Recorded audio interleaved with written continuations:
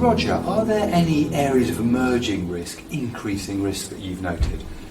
Yes, very, very much so. So it's interesting how there's always two sides to these coins. What's an emerging risk for a clinician or an aesthetic practitioner would be an increasing area of vulnerability for someone like me defending cases.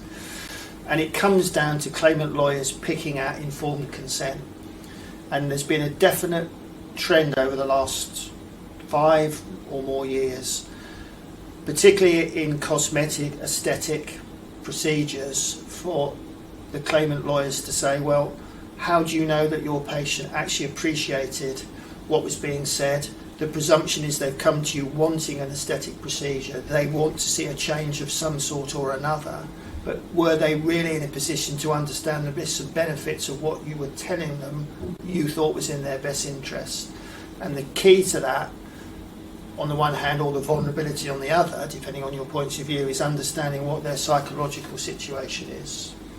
So in terms of markers, if you want some rules of thumb, you need to really understand what their current medication is. Now, I accept some people may want to conceal information, but that's at their risk. I'm talking about making your position as a practitioner defensible.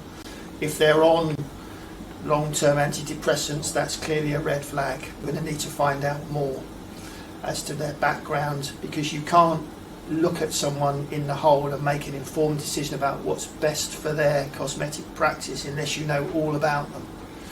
So I would say areas of vulnerability, emerging risk, is definitely the psychological component associated with aesthetic practice.